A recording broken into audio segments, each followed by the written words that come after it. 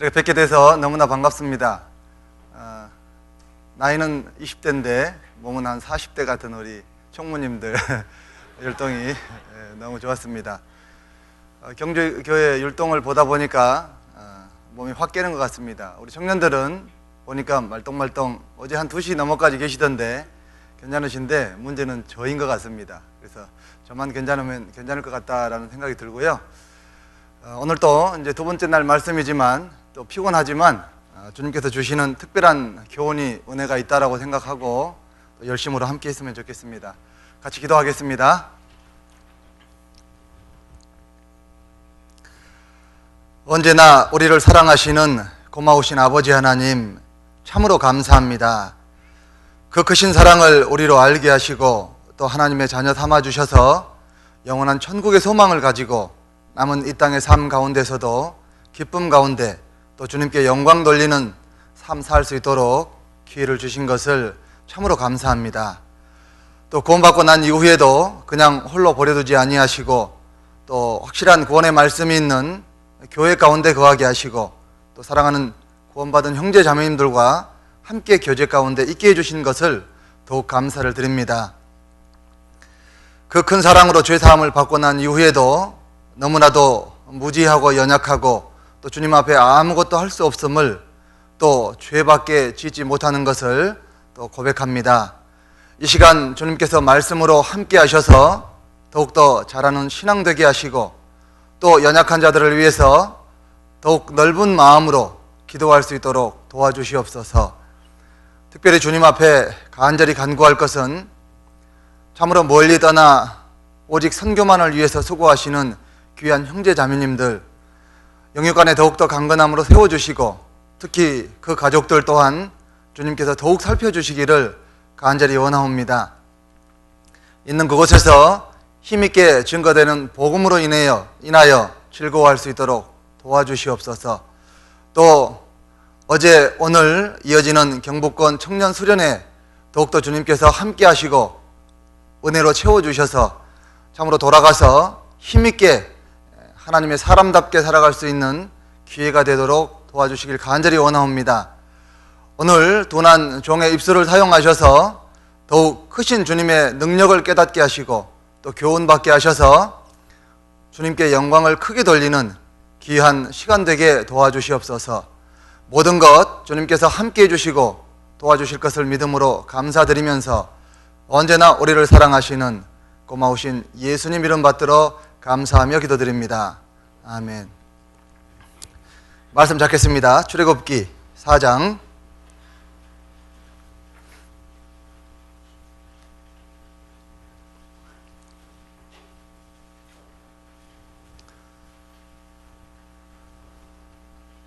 출애굽기 4장 10절부터 17절까지 찾으셨으면 한 목소리로 같이 읽겠습니다. 모세가 여호와께 고하되 주여 나는 본래 말에 능치 못한 자라. 주께서 주의 종에게 명하신 후에도 그러하니 나는 입이 뻣뻣하고 혀가 둔한 자니이다. 여호와께서 그에게 이르시되 누가 사람의 입을 지었느뇨? 누가 벙어리나 귀머거리나 눈 밝은 자나 소경이 되게 하였느뇨? 나 여호와가 아니뇨? 이제 가라. 내가 내 입과 함께 있어서 할 말을 가르치리라. 모세가 가로되 주여 보낼 만한 자를 보내소서. 여호와께서 모세를 향하여 노를 바라시고 가라사대 레위 사람 내 형 아론이 있지 아니하뇨?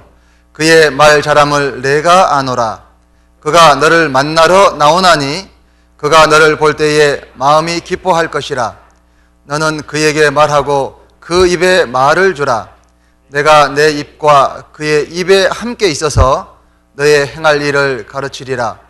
그가 너를 대신하여 백성에게 말할 것이니 그는 내 입을 대신할 것이요 너는 그에게 하나님같이 되리라. 너는 이 지팡이를 손에 잡고 이것으로 이적을 행할지니라. 이 출애굽기 성경은 매우 특별한 성경이고 우리에게 너무나 소중한 말씀이다라는 생각이 듭니다.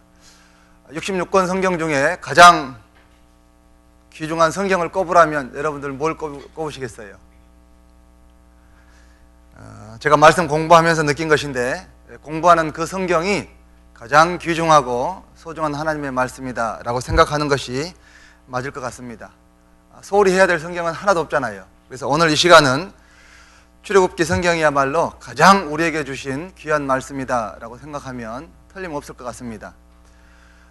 이 출애굽기 성경은 하나님께서 어떻게 하나님의 백성을 다스려 가는지 그 근본 원칙에 대해서 우리에게 설명하고 계시고, 또 우리에 대한 그 복음을 자세하게 설명을 해주고 있습니다. 고린도전서 5장 7절에 말씀하셨던 것처럼 그 유월절 그 어린 양은 예수님을 설명한다라고 말씀하고 계세요. 그래서 출애굽기는 우리가 구원받을 것에 대한 모형이기도 하다, 모형을 설명하고 있다라는 것을 우리는 너무나 잘 알 수 있습니다. 1장에서 18장까지는 출애굽, 이스라엘 백성들을 그 노예되었던 애굽에서 이렇게 인도하는, 홍해를 건너고 인도하는 그 출애굽 사건이 기록되어져 있습니다. 그리고 24장까지는 율법을 주시고, 또 마지막 40장까지는 성막을 지어서 하나님을 섬기는, 또 하나님의 지혜를 알게 하는 그런 말씀들이 기록되어져 있습니다. 이 모세는 매우 특별한 사람이죠. 참으로 겸손한 자였고, 참으로 하나님께서 약한 자를 들어 쓰시는 모습을 우리에게 보여줍니다.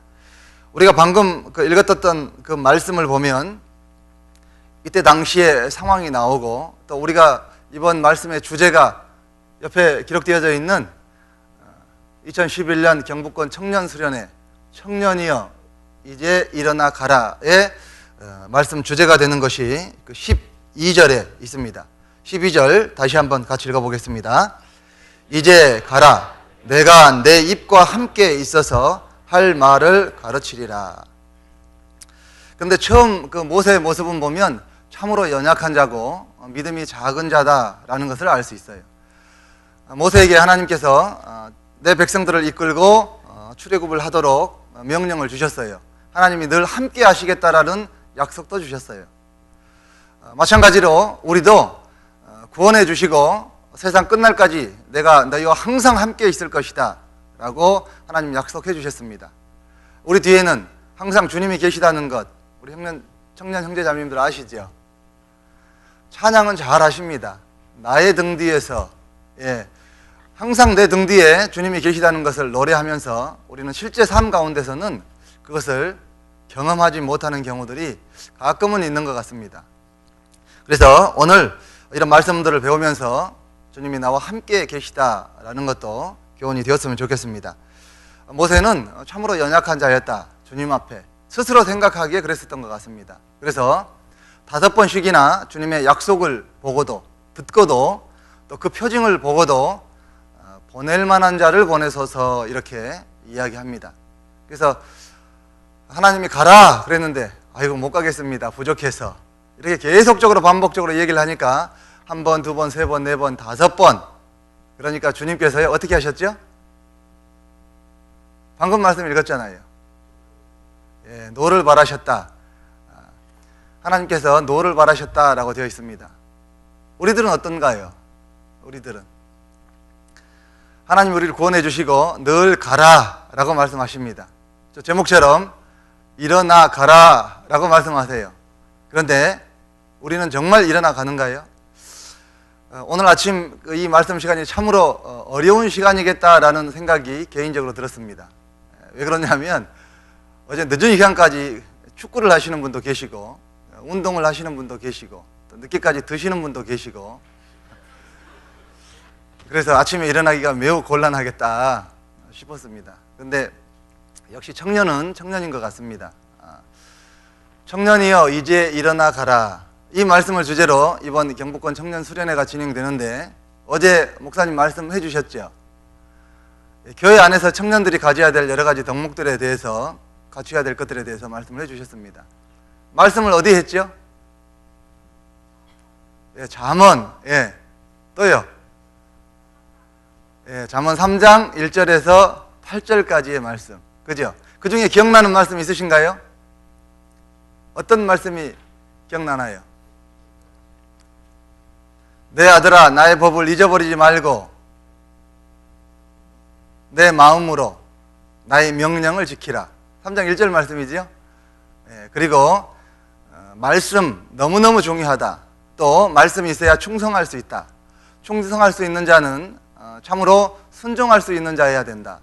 참으로 순종할 수 있으려면 겸손한 자여야 된다. 사실 목사님께서 다 말씀해 주셨습니다. 저는 올라와서 무슨 얘기를 할까 고민이 너무너무 되었는데 청년이여 이제 일어나 가라 라는 제목으로 말씀을 준비해야 되겠다. 기존에 준비된 말씀이 충성된 주의 청년이었는데 살짝 턴을 했습니다. 그래서 청년이여 이제 일어나 가라. 저 말 뜻이 무엇인지 정확하게 우리 마음속에 새기는 것이 중요하겠다라는 생각이 듭니다. 저게 무슨 말일까요? 이제 가라를 우리 모임에서 주제로 저렇게 정한 것 같습니다. 청년이여 이제 일어나 가라. 이제 가라라는 말 앞에 또 중간에 필요한 말씀을 넣은 것 같습니다. 얼마든지 그 가운데 좋은 말들을 넣을 수 있을 것 같아요. 도둑을 업으로 하는 사람에게는 도둑이여 이제 털러 가라 이렇게 하면 되겠죠, 그지요? 예. 자는 사람에게는 자는 청년이여 이제 일어나 나가라, 나갔다 들어와라 이렇게 되겠죠? 예. 그래서 그 가운데 얼마든지 넣을 수 있을 것 같아요. 청년이여 이제 일어나. 일어난다는 뜻이 무엇일까요? 일어난다. 누군가가 누워있고 누군가가 앉아있고 그런다는 얘기일까요? 깊이 한번 생각을 해보는 시간이 되었으면 좋겠습니다. 일어나라. 전도에 일어나고 또 기도에 일어나고 또 말씀에 일어나고 참으로 봉사하는 일에 일어나는 우리 청년들이 되었으면 좋겠습니다. 그런데 여기 지금 다 모이신 분들이 청년인 것 같습니다. 율동할 때 보니까 상당히 나이가 드신 분도 계신 것 같다라는 생각은 들지만 주의 청년이 아니신 분 한번 손 한번 들어보세요. 한 분도 안 계시네요. 저도 주의 청년이다라고 늘 생각합니다. 언제까지? 주님 앞에 갈 때까지. 이 청년이라는 의미가 무엇일까? 청년이라는 의미가 무엇일까라고 생각을 해봤는데 사전을 찾아봤어요. 그랬더니 청년이라 함은 20에서 30세가 되는 정도의 나이에 벌써 거기에 좀 저촉이 되시는 분이 계신가요? 20에서 30세가 되는 정도의 나이에 혈기왕성한 청년, 젊은 남자, 그를 청년이라고 했다고 합니다. 사전적 의미가. 그런데 요즘은 남자나 여자나, 그럼 여자는 어떡하냐 이런 반발이 있었는지 20, 30세 정도의 혈기왕성한 그런 남자와 여자 이렇게 정의할 수 있을 것 같습니다. 그런데 성경에서는 주의 청년들을 뭐라고 얘기할 수 있을까? 주의 권능의 날에 주의 백성이 거룩한 옷을 입고 즐거이 헌신하니 새벽 이슬 같은 주의 청년들이 주의 앞에 나오는도다. 거기도 청년이 나오잖아요. 청년이 과연 무엇을 얘기하는 것일까? 청년이. 그래서 성경적 의미를 한번 찾아봤습니다. 출애굽기 17장 한번 보겠습니다. 사무엘상 17장. 사무엘상.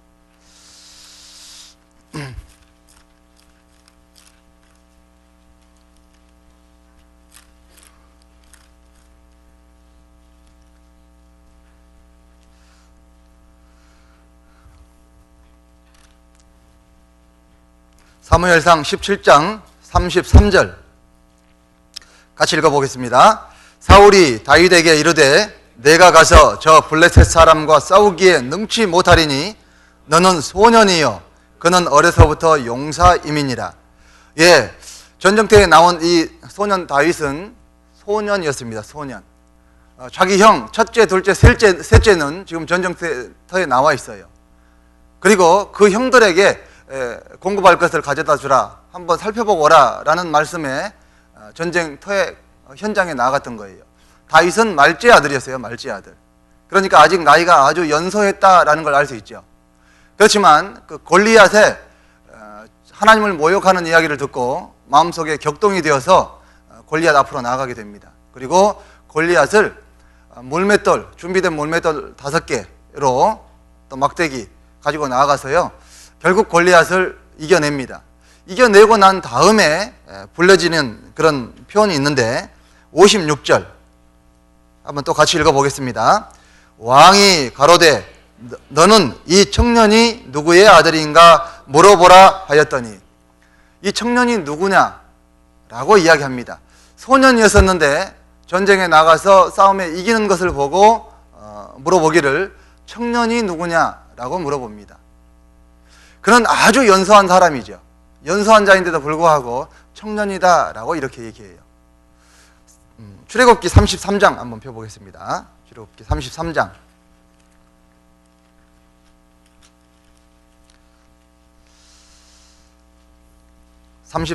11절 또 같이 읽어보겠습니다. 사람이 그 친구와 이야기함 같이 여호와께서는 모세와 대면하여 말씀하시며 모세는 진으로 돌아오나 그 수종자 눈의 아들 청년 여호수아는 회막을 떠나지 아니하니라. 이때 여호수아의 나이가 얼마나 됐을까요? 청년 여호수아라고 했죠. 이제 출애굽을 하고 증거 10계명을 받고 그리고 회막 앞에 섰습니다. 이때 여호수아의 나이가 얼마일까요? 정확하게 알기는 어렵습니다. 그런데 제가 계산할 수 있는 것을 실마리를 드리죠. 그는 110세에 죽었어요. 가나안 정복 기간을 계산한다 할지라도 그는 청년의 나이를 훨씬 넘긴 사람이었다는 것을 알 수 있어요. 그죠? 아주 연소한 사람을 청년이라고 하고 또 나이가 많은 사람에게 대해서도 성경에서는 청년이라고 얘기합니다. 그래서 감히 저는 주의 청년이다 라고 이렇게 얘기할 수 있습니다. 시편 110편 한번 찾아보겠습니다. 시편 110편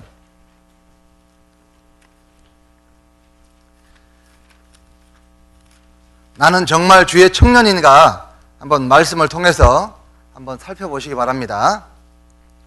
3절 또 같이 읽겠습니다.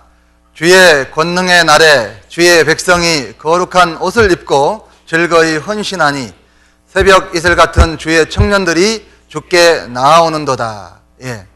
주의 권능의 날에 주의 백성이 거룩한 옷을 입고 즐거이 헌신하니 새벽 이슬 같은 주의 청년들이 주께 나아오는도다. 새벽 이슬 같은 주의 청년이라고 말씀하셨고 그 앞에 청년이 되는 조건을, 주의 청년이 되는 조건을 설명해 놓은 것 같습니다. 주의 백성이 거룩한 옷을 입고, 저기 청년들이여 청년이여 했는데 주의 청년이여 이렇게 표현하는 것이 정확하게 맞겠죠. 그 말씀이 약해졌다고 생각합니다. 주의 청년이 되려면 주의 백성이 주의 거룩한 옷을 입고 거룩한 옷을 입은 자가 되어야 된다는 거예요. 여러분 거룩한 옷을 다 입으셨어요? 안 입으신 분도 계신가? 주의 옷을 다 입으셨습니까? 제가요 하계 수양회 때 상담을 하고 나서 정말 마음속에 충격이 되었어요. 어떤 충격이었냐면 상담인들을 도와서 상담 배정을 하고 열심히 봉사하는 아주 예쁜 두 청년 자매였습니다. 아주 큰 교회에서 오랫동안 직분 생활을 하고 있던 두 자매님들이 있어요. 그런데 상담이 다 끝나고 12시가 넘어가고 1시가 되고 다 끝나고 돌아갈 때쯤 해서 머뭇합니다. 주변에 사람들이 있는 것이 눈치가 보이는 것 같았어요. 그래서 알아차리고요 제가 끝까지 앉아 있었어요. 그랬더니 나중에 와서 상담을 해요. 상담을 하고 싶대요. 열심히 봉사하는 청년들이라서 교제하는 내용이 직분에 대해서 또 결혼에 대해서 교제하겠구나 이런 예상되는 마음을 가지고 말씀들을 머리에 이렇게 쭉 이렇게 정리를 하고 있었어요. 그런데 질문하는 그 질문이 의외였습니다. 아주 충격이었어요. 무엇이었냐면 교회 생활을 오래 하다 보니까 또 봉사를 오래 하다 보니까 마음속에서 생각되는 것이 내가 정말 구원받았을까? 라는 생각을 하고 있다는 거예요. 여러분 충격이 되겠어요? 안 되겠어요? 그러고 난 이후에 저는 모든 설교에 있어서 복음 말씀을 결코 빼지 않겠다라는 그런 약속을 주님 앞에 하게 되었습니다. 그래서 오늘도 그 말씀을 이 시편 110편의 3절 말씀을 통해서 좀 정리해 보려고 합니다. 여러분들 휴거가 일어난다면 어떻게 하시겠습니까? 만약에 지금 이 시간 갑자기 몇몇 많은 사람들이 자리에서 사라진다면 어떤 생각이 들겠어요? 나는 못 갔구나. 이렇게 생각하시겠습니까? 그런 믿음을 갖는다면 아마 천국에 가면 내가 설 자리가 없을지도 모르겠어요. 설령 그런 일이 있다 할지라도 우리의 마음은 내가 이 땅에 남아있는 한 아직 휴거는 일어나지 않았다 라고 생각하는 것이 완전한 믿음의 소유자가 아닌가라는 생각이 들어요. 보통 많은 사람들이 자기 구원의 확신에 대한 의심을 하게 되는 이유가 나를 통해서 구원받는 사람이 한 사람도 없다. 구원받은 지 몇 년이 지났는데 구원받은 사람은 분명하게 생활의 변화가 있어야 되는데 생활의 변화가 없다. 그리고 죄를 알면서도 더 지어간다. 정말 내가 구원받은 자인가? 고민할 수밖에 없겠죠. 정말 고민해야 됩니다. 생활의 변화가 없다면. 그런데 우리의 마음의 기준을 삼지 않고 참으로 하나님 말씀을 마음속에 더욱 새기는 것이 필요할 것 같습니다. 우리는 성경을 너무너무 많이 배웠어요. 성경이 변하지 않는 책이라는 것을 우리는 너무 잘 압니다. 얼마만큼 변치 않습니까? 영원히 맞습니다. 우리가 이 세상 가운데 확인할 수 있었던 것은 3,500년 전에 하신 말씀이 아직까지 변하지 않았다는 것은 우리가 배웠습니다. 태양이 동쪽에서 뜬다는 것을 본 것은 불과 얼마 안 됩니다. 날짜로 따져도 며칠이 안 될 겁니다. 여러분 최근에 떠오르는 태양을 본 적이 한 달 내에 몇 번이나 있으신가요? 늦게 일어나서 못 보고 또 관심이 없어서 별로 못 보고 자각을 못해서 못 보고 거의 못 보잖아요. 그렇지만 100년, 1000년이 지나도 이 세상에 존재하는 한 동쪽에서 해가 뜰 것이라는 것은 우리 믿을 수 있어요. 그런 믿음으로 우리 성경을 믿을 수 있습니다. 성경에 기록된 많은 역사적인 사건들이 증거를 통해서 설명을 해주고 있고 또 예언들이 성취를 통해서 우리에게 알려주고 있습니다. 성경에 보면 아담 한 사람으로 말미암아서 모든 사람들이 죄인이 되었고 그로 말미암아서 사망이 왔다라고 말씀하셔요. 하나님께서는 스스로를 위해서 자신의 영광을 위해서 또 하나님의 친백성을 삼기 위해서 우리를 창조하셨습니다. 우리가 다 망해버린다면 손해는 누구신가요? 하나님이시잖아요. 그래서 하나님께서는 죄 없는 사람이 대신해서 피를 흘려 죽으면 죄값을 대신 갚아 줄 수 있다라는 법을 세우시고 예수님을 보내주셨죠. 그는 참으로 하나님이시잖아요. 우리 여기 오신 우리 청년 형제 자매님들은 예수님이 하나님이시라는 거 잘 아시죠? 혹시 모르신 분 계신가요? 네. 눈꺼풀이 너무너무 무거워서 지금 막 그것을 올려 붙이려고 너무너무 힘들어 하시는 몇몇 분의 우리 형제 자매님들이 눈에 띄입니다. 딱 한 분이 눈에 띄입니다. 많이 부담스러우시죠? 졸리신 분들. 예. 그런데 주님은 나를 위해서 죽어주셨고 오직 나를 위하여 한 몸을 예비하셨도다. 그리고 염소와 송아지 피로 아니하고 오직 자기 피로 영원한 속죄를 이루사 단번에 성소에 들어가셨느니라. 우리의 구원은 영원히 이루어질 수 없습니다. 예, 주님께서 다 이루었다 선언하셨고 또 하나님께서도 나고 나는 나를 위하여 내 허물을 도말하는 자니 내 죄를 기억지 아니하리라 라고 말씀하셨어요. 그 선언의 말씀이 성경에 있잖아요. 하나님 앞에 갈 때까지 가서까지 있잖아요. 하나님이 우리에게 뭐라고 하실 수 없습니다. 내 죄를 기억지 아니하리라 하셨기 때문에요. 내가 저희에게 영생을 주노니 영원히 멸망치 아니할 터이요 또 저희를 내 손에서 빼앗을 자 없느니라 하셨습니다. 우리는 반드시 하나님 앞에 서게 됩니다. 여기 계신 분 한 분도 거기에서 나오자가 없을 것이라고 확신합니다. 왜 그러냐면 하나님이 살아 계시고 또 우리를 구원받기를 원하시고 죽기까지 붙들고 계신다라고 약속하셨으니까요. 여러분들 다 믿으시죠? 예, 다 믿으신다면 그런 의미에서 박수 한번 치겠습니다. 예,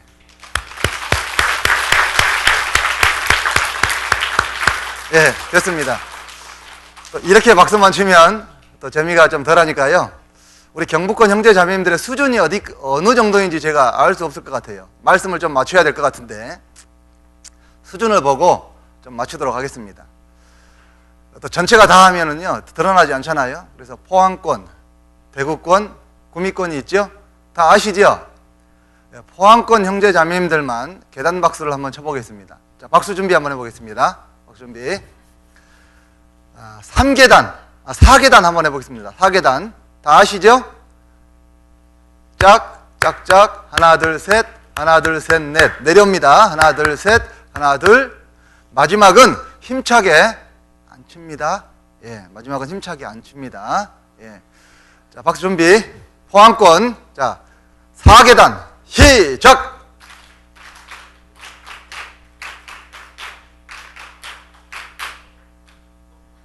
예. 수준이 어느 정도인지 알겠죠? 예, 그럼 대구권. 웃을 일이 아닙니다. 자, 대구권. 자, 박수 준비. 예, 박수 준비. 자, 3계단. 자, 시작! 예. 박수 소리는 매우 힘찼는데, 예, 마지막에 안 칩니다. 라는 말씀에, 수준이 어느 정도인지 알 수 있겠죠. 그러면 구미권 한번 해보겠습니다. 구미권. 자, 박수 준비. 2계단. 자, 시작! 예, 수준이 비슷하네요. 예, 비슷해요. 자, 박수 준비. 자, 마지막입니다. 마지막. 가장 좋은 기회를 드립니다. 자, 마지막 1계단 시작! 예, 마지막 한 번은 안 치기로 했는데 1계단은 뭐 올라갈 것이 없잖아요. 그죠? 예? 이제 아시겠어요? 자, 박수 준비. 5계단 한번 쳐보겠습니다. 전체가 다 하나가 된 모습은요 너무너무 듣기 좋아요. 잠을 날려버릴 만하기에 충분합니다. 자, 5계단 시작!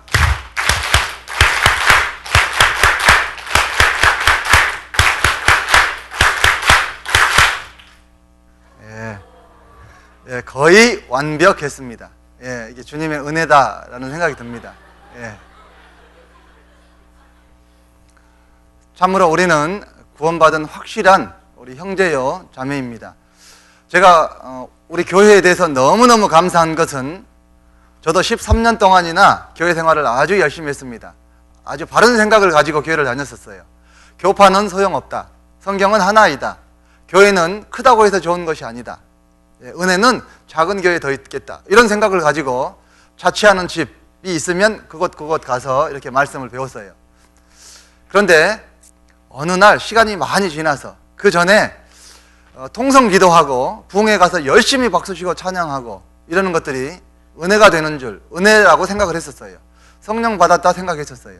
그런데 어느 날 정말 갑작스럽게 구원받은 저희 자매의 영향을 통해서 너무 갑작스럽게 변했어요. 뭔가 이상한 것에 홀리지 않았나? 이단에 빠지지 않았나? 이런 생각 때문에 말씀 듣자는 말씀에 한번 따라가 보게 되었고 말씀 듣고 구원받았어요. 구원받는 순간 왜 이런 말씀을 나에게 가르쳐 준 것이 한 곳도 없었을까? 그리고 난 이후에는 정말 평강 가운데 항상 행복한 마음으로 살고 있는 것 같습니다. 우리는 복음이 있는 확실한 교회에 있게 된 것을 너무나 감사합니다. 또 확실한 말씀 있는 교회 안에 거하게 되는 것을 너무 감사합니다. 또 사랑하는 형제 자매님들과 함께 특히 우리 경북권 청년 형제 자매님들과 함께 이렇게 말씀으로 교제할 수 있는 것 너무너무 감사합니다. 예. 오늘 말씀을 통해서 주님이 우리에게 주시고자 하는 은혜를 특별하게 많이 얻었으면 좋겠습니다. 정말 주님 앞에 청년이라고 하면 거룩한 옷을 입어야 된다라고 말씀했죠. 이사야 61장 10절에 보면 구원의 옷, 의의 겉옷이라고 표현하고 있습니다. 주님께서 구원해 주셔서 우리는 구원의 옷, 의의 겉옷을 입게 되었습니다. 에베소서 6장에도 말씀하고 계시죠. 그냥 일반 옷이 아니에요. 전신갑주를 입혀주셨잖아요. 그죠? 예. 진리로 허리띠를 띠게 하고 의의 흉패를 하게 하고 또 평안에 예비한 복음의 신을 신게 하고 또 또 믿음의 방패를 들게 하고, 또 구원의 면류관, 구원의 투구를 쓰게 하고, 또 성령의 검 곧 말씀을 가지라. 성령의 검 곧 말씀, 칼도 쥐어주긴 주셨는데 칼을 가는 것은 우리에게 맡겨주셨다라는 것을 알 수 있어요. 그렇지만 그 외의 모든 것, 모든 옷은 우리에게 완전하게 입혀주셨습니다. 옷 입으셨죠? 예, 여기 말씀처럼 거룩한 옷을 입은 자, 그가 주의 청년이라고 할 수 있어요. 아직 구원받지 못한 사람은 주의 청년이다라고 할 수 없습니다. 그리고 즐거이 헌신하니, 참으로 즐거운 마음으로 헌신할 수 있는 사람, 헌신하는 사람, 헌신이라고 하는 것이 드릴 헌, 몸 신자입니다. 자기의 몸을 완전히 주님 앞에 드리는 것을 얘기해요. 갈라디아서 2장 20절에 보면 내가 그리스도와 함께 십자가에 못 박혔나니 그런즉 이제는 내가 산 것이 아니요 오직 내 안에 그리스도께서 사신 것이라. 이제 내가 사는 것은, 육체 가운데 사는 것은 나를 사랑하사 나를 위하여 자기 몸을 버리신 하나님의 아들을 믿는 믿음 안에서 사는 것이라. 나의 육신을 부여잡고 주님 앞에 드리지 못한다면 주의 청년이다 라고 하기가 어렵겠습니다. 그는 주의 청년이 아니라 주의 애기라고 할 수 있겠죠? 예. 주의 노인네라고 할 수 있겠죠. 어쩌면. 한번 잘 생각해 보세요. 나는 주의 청년인지 아니면 주의 노인네인지 아이인지. 예. 인터넷을 이렇게 등록을 하려고 하는데 닉네임을 쓰라고 그러더라고요. 여러분들 닉네임 가지고 계시죠? 뭐라고 가지고 계세요? 예. 저도 하나 지었는데 오늘 말씀을 준비하고 이렇게 생각을 해보니까 참으로 그렇구나 라는 생각이 듭니다. 제 닉네임은 주님 아이입니다. 주님 아이. 정말 주님 앞에 아직 청년이 되지 못했구나 라는 그런 생각을 하게 됩니다. 그래서 이번 청년이여 일어나 가라 라는 이 주제가 저에게 주는 주제구나 라는 그런 생각을 하게 됐어요. 나이가 청년이다, 육신적인 나이가 청년이다 라고 하는 것은 참으로 하나님 앞에 큰 은혜를 받은 거예요. 저는 31살 때 구원받았어요. 31살 때.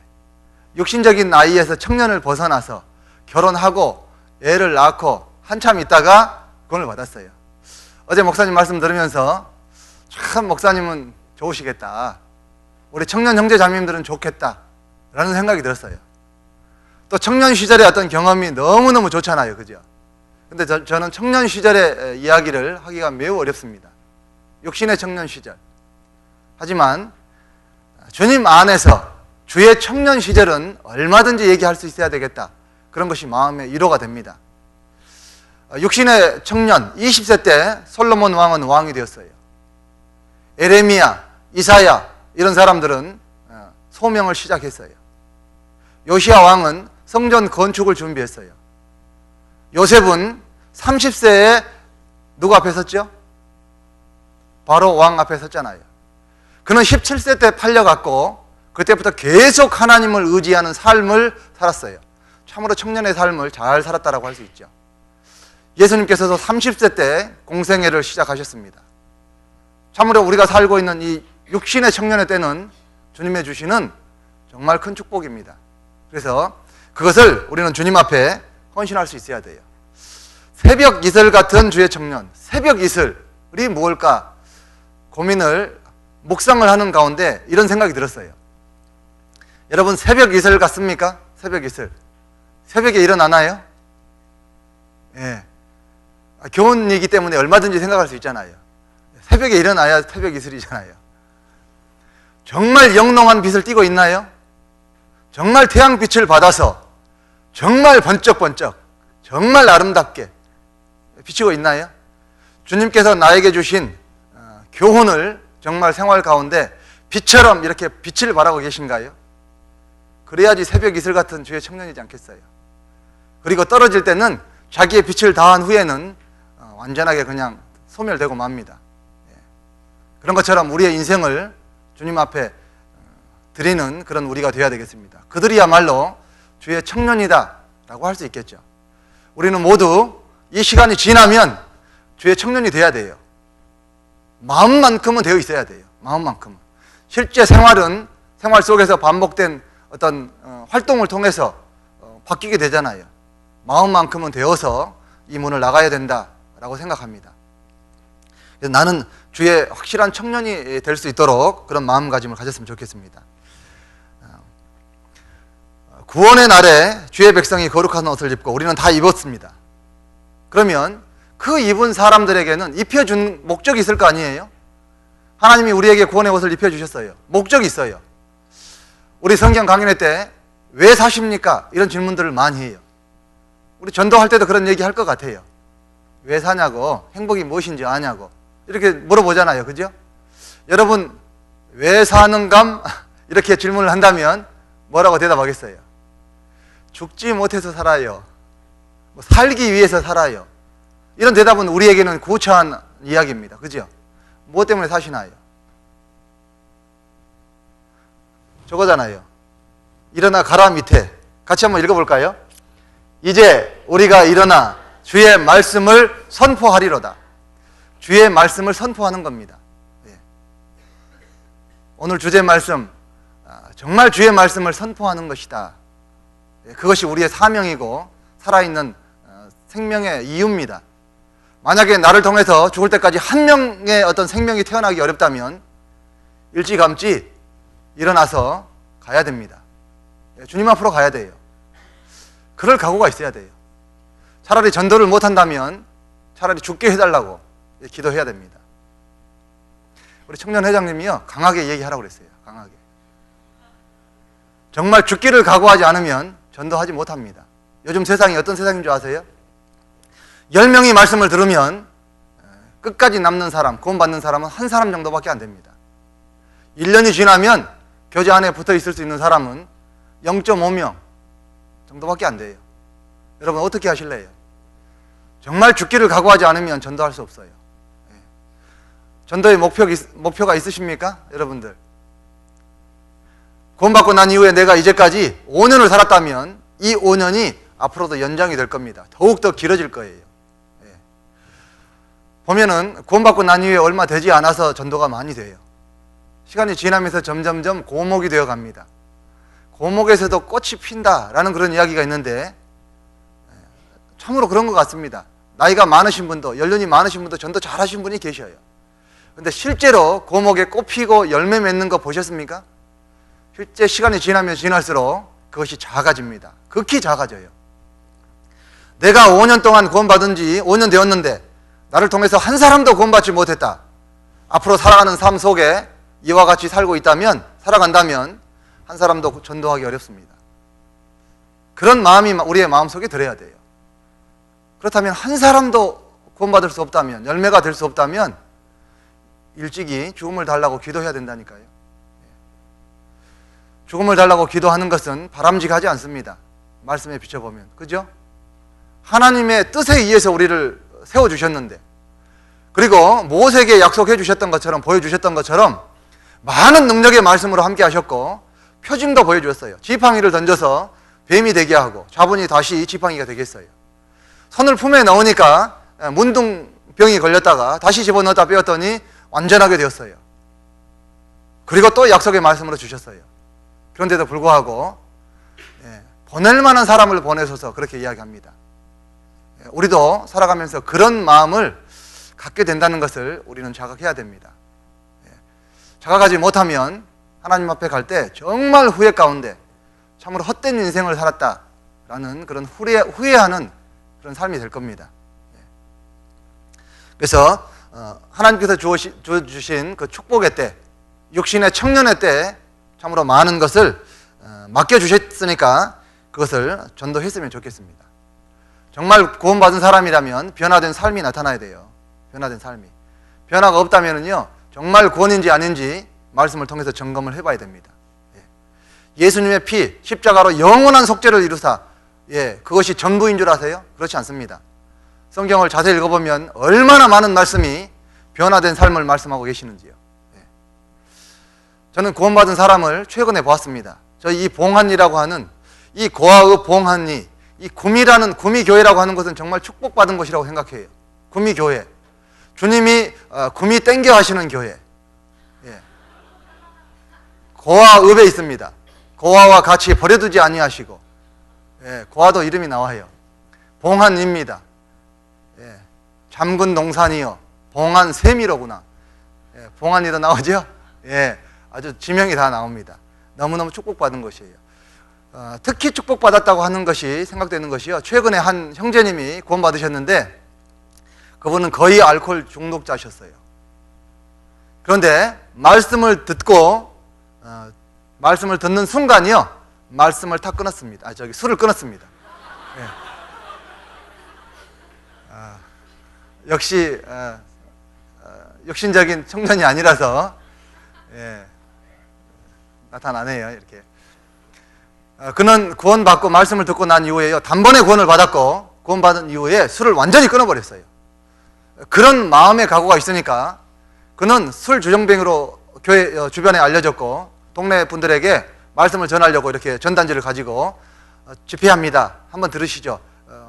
가곤 하면은요, 나는 됐고 저기 저 집에 있는 청년 인도하라고, 전도하라고 그렇게 얘기합니다. 동네 사람들이. 근데 그분이 딱 구원 받았어요. 근데 술 딱 끊었어요. 그리고 성경 집회가 아직 끝나기도 전에 그가 술주정뱅이고 신뢰하지 못할 만한 사람이라는 걸 다 알아요. 그런데 하나님이 도와주셔서요, 직장 섭외가 들어왔어요.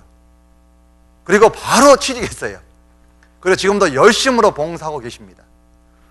수요일 주일 말씀 잘 나오고 계시고, 봉사하는 곳에 다른 분은 안 나오셔도 그분은 나와서 봉사하고 계세요. 그분이야말로 정말 구원받은 분 아닙니까? 그렇죠. 사도행전 22장에도 보면 사도 바울의 삶의 변화된 모습이 자세히 기록되었어요. 구원받기 전에는 예수님을 믿는 사람들을 죽이는 것을 즐겨보았어요. 죽이는 자들의 옷을 지켰어요. 그런데 다메섹 도상에서 주님을 만난 이후에 그의 삶은 죽음을 쫓아다니면서 복음을 전했습니다. 어떻게 그렇게 변할까요? 구원받았으니까요. 나의 삶도 구원받는 사람의 삶이 되어야 돼요. 변화되는 삶이 되어야 됩니다. 이제 일어나 가라. 예. 늦잠 자는 잠자리에서 일어나라. 예. 그리고 하나님 말씀을 안 읽는 그곳에서 일어나라. 세상에 있는 그 죄가 있는 그 자리에서, 회식 자리에서, 술 자리에서, 노래방에서 일어나 나가라. 예. 이런 어떤 그런 말씀들이 돼야 되지 않겠어요? 예. 확실하게 구원받은 사람은 순식간에 변합니다. 변할 수밖에 없습니다. 그것을 마음속에 깊이 생각했으면 좋겠습니다. 우리는 주님의 영광을 위해서 삽니다. 히브리서 9장 15절에는 영원한 기업을 우리에게 약속으로 우리를 불렀어요. 천국에 갈 수 있도록. 베드로전서 2장 9절에는 어둠에서 불러내어 그의 기이한 빛에 들어가게 하신 자의 덕을 선전하게 하기 위해서 우리를 불렀다고 했어요. 주님을 선전하게 하는 일, 하나님을 선전하는 일. 그리고 우리가 부르심을 입었죠? 자유로 부르심을 입었어요. 자유롭게 되었어요. 출애굽기 성경도요, 자유의 성경이에요. 나오는 성경, 고난에서, 묶임에서 나오는 자유로의 시작의, 출발의 그런 성경이 출애굽 성경입니다. 교제의 시작이었고, 6월절 어린 양을 먹고 집안에서 다 그것을 함께 모여서 먹었잖아요. 교제의 시작이었습니다. 그리고 보증의 시작이었어요. 모든 시작을 알리는 것이 출애굽기입니다. 시작이라는 개념을 두고 출애굽기를 한번 읽어보세요. 그러면 참으로 나의 삶을 새롭게 시작해야 되겠다라는 마음을 가질 수 있을 겁니다. 우리는 참으로 주님을 위해서 살아가고 있다는 것을 마음속에 명심해야 됩니다. 오직 사랑으로 서로 종로로 살아. 사랑으로 서로 종노릇하게 하기 위해서 우리는 부름을 받았어요. 그리고 무엇보다도 복음 말씀을 전할 부탁을 받았습니다. 데살로니가 전서 2장 찾아보겠습니다.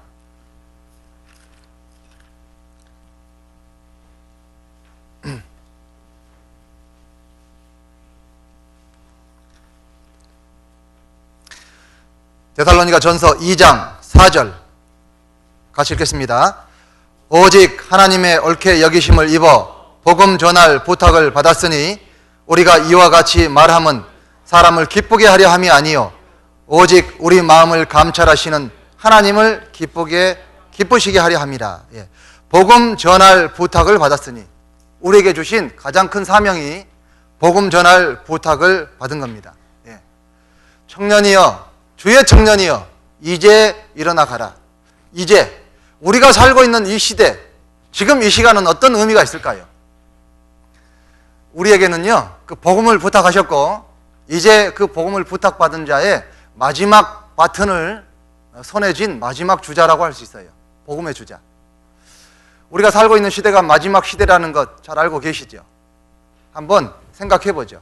마태복음 24장에 생각하고 있는 마지막 시대 징조. 짝퉁이 많아지는 시대. 정말 짝퉁 많잖아요. 그죠?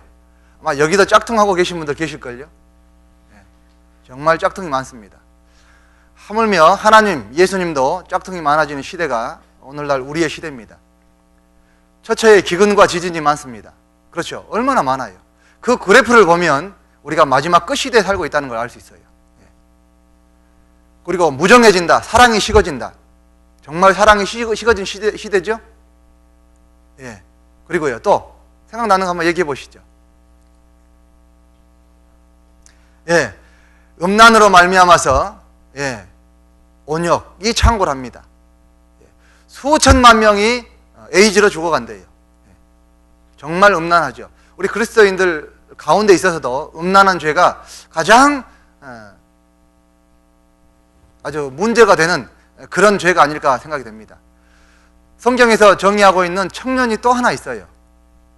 우리의 정욕. 청년의 정욕을 피하라 그랬잖아요. 그 정욕, 정말 그것은 청년인 것 같아요. 혈기왕성하잖아요. 예. 어찌할 바를 모르겠대요. 한 형제님이 학예수양회 상담하러 왔는데요. 어찌할 바를 모르겠대요. 교회 안에 교제하는데 자매님을 보는데 자매님을 안 보인대요. 자매님을 안 보이면 뭘로 보여요, 그러면? 예. 하여간 자매님을 안 보인대요. 예. 참으로 말씀밖에 약이 없다라는 교제를 했는데, 정말 그런 시대가 우리 시대입니다. 60% 이상이나 알지 못하는 병들이 너무나 창궐하고 있는 그런 시대입니다. 또요.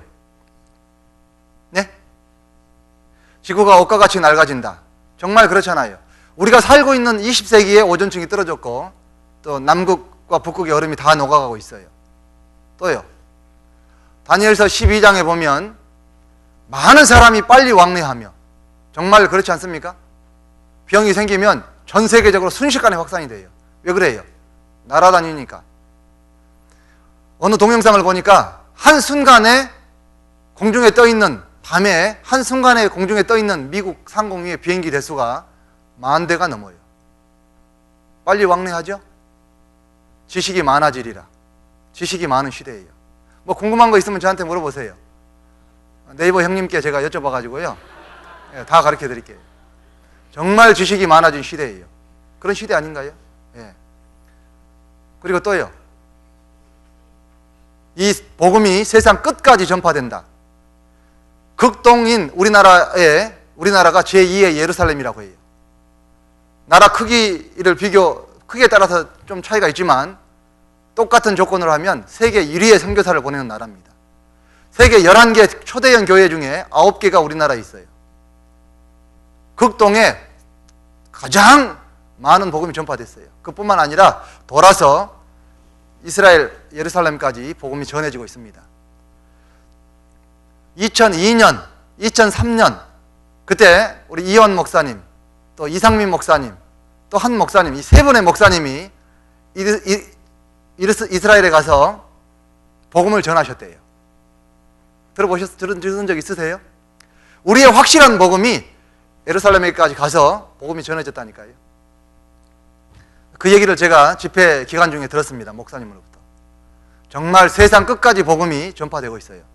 2528개의 언어로 번역이 되었다고 하잖아요, 성경이. 그리고 무화과 나무의 비유를 배우라. 이스라엘 민족이 1948년 5월 14일 날 광복했어요. 제가 어젯밤에 평균 연령이 얼마나 되나 하고 쳐봤어요. 평균으로 계산해 볼 수 있잖아요. 이 세대가 다 지나기 전에 그제야 끝이 오리라. 평균 연령이 얼마일까요? 우리나라가 80세. 평균 연령이 우리나라하고 비슷합니다.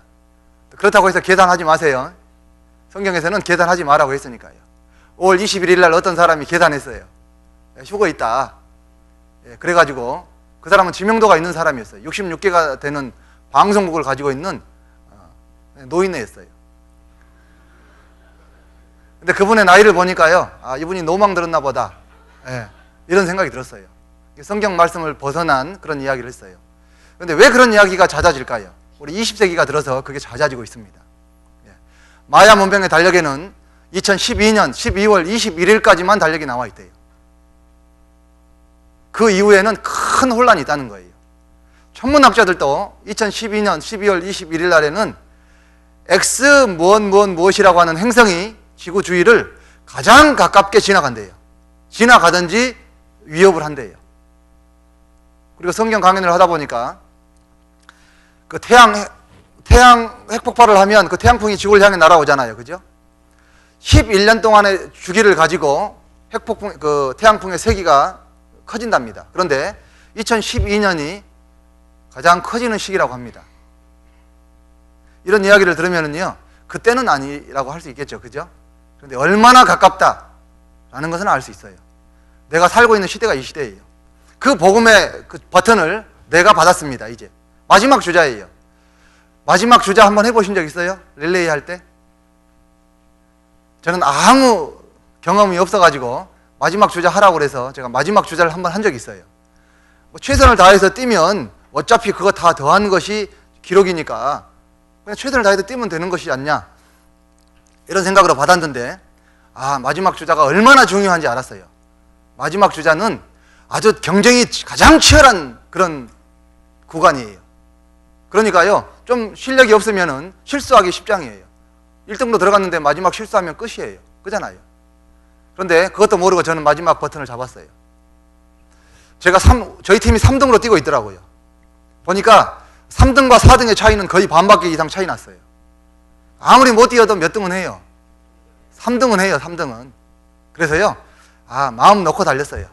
막 달리고 있는데 거의 이제 그 결승점이 한 10여 메타 정도 다가왔는데 갑자기 함성 소리가 막 들리기 시작합니다. 저는 그 이유를 몰랐어요. 근데 달리면서도 막 생각이 돼요. 왜 그럴까? 생각이 됐어요. 그런데 그 이유를 조금 이따 알았어요. 한 잠시 후에요, 뒤에서 막 콧바람 소리가 막 들려요. 막 슉슉슉 하고. 마지막 주자가요, 너무너무 잘 뛴 사람이었어요. 간발의 차로 3등 했어요. 그런데 끝나고 나왔는데 얼마나 많이 원망을 하던지, 사람들이요. 3등 했는데도 원망하더라니까요. 잘 못 뛰었다고. 왜 그렇게 못 뛰냐고. 다리는 앞으로 가려고 그러고 몸은 뒤로 처지고. 상상이 되시죠? 정말 마지막 주자의 중요한 것을 저는 공감합니다. 우리 형제자매님들, 이제는 정말 복음이 전해져야 될 마지막 시기예요. 이제 내가 잠시 누워있거나 잠시 자고 있으면 그 복음의 때는 지나가고 맙니다. 내가 그것을 알지 못하였노라 할지라도 내 심령을 감찰하시는 이, 내 영혼을 지키시는 이가 그것을 알지 못하겠느냐. 그가 각각 행한 대로 보응하시리라. 잠언 24장 말씀 있죠? 너는 사망으로 끌려가는 자를 건져주며, 뭐죠? 갑자기 생각이 안 나네. 멸망을 당하게 된 자를 구원하지 않지 말라. 정말 사망으로 끌려가는 자가 얼마나 많습니까? 죽어가는 자가 얼마나 많아요. 내가 이제 이 시간 손을 놓고 앉아 있다면요, 그들은 죽어가고 있어요. 지옥으로 떨어져 가고 있다는 것을 우리는 기억해야 됩니다. 이제 우리가 살고 있는 시대가 언제인지 알겠죠? 정말 마음의 경각심을 가지고 일어나야 되겠습니다. 그 일어나 가라 라고 하는 그 무엇에 일어날까? 사실 드리고 싶은 말씀이 많아요. 봉사에 일어나야 되고, 기도에 일어나야 되고, 말씀에 일어나야 되고, 전도에 일어나야 되고, 해야 될 것이 너무너무 많습니다. 그런데 오늘 주제는 말씀을 선포하리라 했으니까 전도에 대해서 일어나라 라고 말씀을 드리고 싶어요. 성경은 우리에게 주시는 교훈이에요. 정말 전도는 우리의 사명이고 우리의 생명이고 주님의 명령이다 라고 할 수 있어요. 디모데후서 4장 1절에서부터 기억나시죠? 하나님 앞과 산자와 죽은 자를 심판하실 그리스도 예수 앞에서 그의 나타나실 것과 그의 나라를 두고 엄히 명하노니 너희는 말씀을 전파하라 그랬어요. 말씀을 전파하라. 주님의 명령이에요. 때를 얻든지 못 얻든지. 지금은 바빠서요. 지금은 제가 좀 아파서요. 지금은 시험 기간이라서요. 지금은 취업 준비 중이라서요. 주님은 그렇게 말씀하지 않으셨어요. 때를 얻든지 못 얻든지 항상 힘쓰라라고 말씀하셨어요. 항상 힘쓰라. 주님께서 우리에게 주신 명령입니다. 전도는 우리에게 주신 명령이다. 구원하지 않지 말라 그랬습니다. 반드시 주님은 보응하신다라고 그랬어요. 보라, 의인이라도 이 세상에서 보응을 받겠거든. 우리가 전도하는 것은요, 천국에 가면 상급으로도 계산이 되지만 이 세상 안에서도 그것이 다 하나님께서 보응하신다는 것을 우리는 꼭 명심해야 되겠습니다. 특히 누구든지 자기 친척, 특히 가족에게 복음을 전하지 않으면 믿음을 배반한 자여 불신자보다 더 악한 자니라 그랬어요. 여러분들 가족들에게 대해서 어떻게 하시나요? 요즘 전도하고 계신가요? 내가 혹시 믿음의 배반자는 아닌지, 불신자는 아닌지 정말 말씀 앞에 자신을 세워봐야 되겠다라는 생각이 듭니다. 정말 하나님 앞에 내가 전도하기 위해서 얼마만큼의 목표를 가지고 있는지, 여러분 전도를 1명 이상 하셨습니까? 1명이라도 구원받고 난 이후에 1명이라도 전도하셨어요? 지금도 내가 전도할 사람을 생각하고 있나요? 전도 집회를 하고 있는데 내가 그 전도 집회에 대해서 정말 같은 마음으로 기도하고 기도로 동참하고 있습니까? 정말 구원해 주시고 그러한 사명을 주셨는데 기도도 하지 않고 있어요. 전도할 사람이 머릿속에 없어요. 한 사람도 구원받게 하지 못했어요. 정말 원통하지 않습니까? 정말 땅을 치고 통곡해야 됩니다. 나는 그냥 썩어져가는 하나의 미랄이 되어서는 안 돼요. 신앙의 선진들을 보면 정말 죽음을 각오하고 복음을 전했어요. 여러분들 마음속에 오늘에 나는 전도하지 않으면 죽겠다라는 그런 마음의 각오가 있어야 됩니다. 그런 결심을 하지 않으면 전도할 수 없어요. 항상 전파하라고 그랬으니까 전도하는 그 생각이 마음속에 항상 있어야 돼요. 그리고 그런 마음으로 기도하는 가운데 살아가다 보면 주님이 계속 붙여준다는 것을 경험할 수 있어요. 그런데 마음이 없으니까 붙여줘도 잃어버려요. 붙여줘도. 그리고 너무 복음을 쉽게 생각합니다. 내가 붙잡지 않으면 그는 지옥인데, 영원한 지옥인데 붙잡아 달라고 손을 내미는데도 불구하고 손을 내밀지 않습니다. 실수라고요? 용납할 수 없습니다. 우리 마음속에 죽음을 각오하는 그 전도하는 것이 마음속에 새겨져야 됩니다. 성경에서는 우리를 사신이다 라고 이야기하고 있어요. 우리를 군사다 라고 이야기하고 있어요. 우리를 증인이다 라고 이야기하고 있습니다. 베드로와 요한이 말했었던 것처럼 나는 보고 들은 것을 말하지 아니할 수 없다 라는 그런 우리의 마음의 각오가 있어야 됩니다. 무디가 왜 하나님께 쓰임받는 사람이 되었을까요? 그의 마음속에 있는 결심 때문에 정말 하나님의 사람, 많은 사람들에게 교훈을 주는 그런 사람이 되었다고 생각합니다. 무디는 왜 하나님이 사용하였는가라는 그 책을 읽고요, 가장 제 마음속에 들어왔던 것이 뭐냐면, 그는 나는 오늘 하루에 복음을 전하지 않으면 잠을 자지 않겠다 라는 그런 결심하는 가운데 살았어요. 어쩌다가 바쁜 일상 가운데 그냥 잠자리에 들었어요. 이불을 박차고 일어납니다. 그런 생각 때문에 일어나서요, 무작정 시내로 나갔어요. 비가 오는 날입니다. 그 사람을 붙잡고 막무가내로 복음을 전합니다. 그것을 받는 사람이 어떤 생각이 들었을까요? 저 사람 좀 이상한 사람 아니야? 이렇게 생각하지 않았겠어요? 그렇지만 그는 아랑곳하지 않았습니다. 내가 복음을 전하지 않으면 난 잠을 자지 않겠다, 그런 결심을 한 사람이라서요, 그렇게 전했어요. 어느 날 집회에서 많은 사람들의 집회를 끝나고 나오는데 한 가족이 그의 앞에 나왔어요. 잘 모르는 사람이었어요. 밤에 비 오는 날, 전도했으니까 알 수 있겠어요? 그 얼굴 알기 어렵겠잖아요. 그런데 그 이야기를 하는 겁니다. 그때 당신이 전도했던 그 사람입니다. 우리 가족입니다 라고 이야기해요. 무디와 같은, 우리는 무디의 복음을 전해받은 사람들이에요. 우리 교회 이력을 쭉 따져 올라가 보면 무디의 복음이 그대로 우리에게 전해졌어요. 그러면 우리도 모디와 같은 그런 마음이 있어야 되지 않겠습니까? 예. 죽음을 각오한 그런 가운데 복음이 전해졌어요. 7천만 명이나 되는 많은 그 순교자들, 왜 그렇게 많은 사람들이 자기의 목숨을 던졌을까요? 예, 하나의 밀알이 땅에 떨어져 썩지 아니하면 반드시 그들은 썩었어야 돼요. 죽음으로 말미암아서 많은 생명으로 이렇게 거듭났어야 돼요. 그래서 그들은 죽었던 겁니다. 우리가 죽지 않으면 안 됩니다. 내가 생활 속에서 정말 말씀 앞에서 내가 죽어야 된다는 것을 우리는 생각해야 됩니다. 사도행전 보면 초대교회 때 복음이 힘있게 전해졌잖아요. 그죠? 그 가운데 증인이라는 단어가 나와요. 증인. 많은 사도들이 그의 증인이었어요.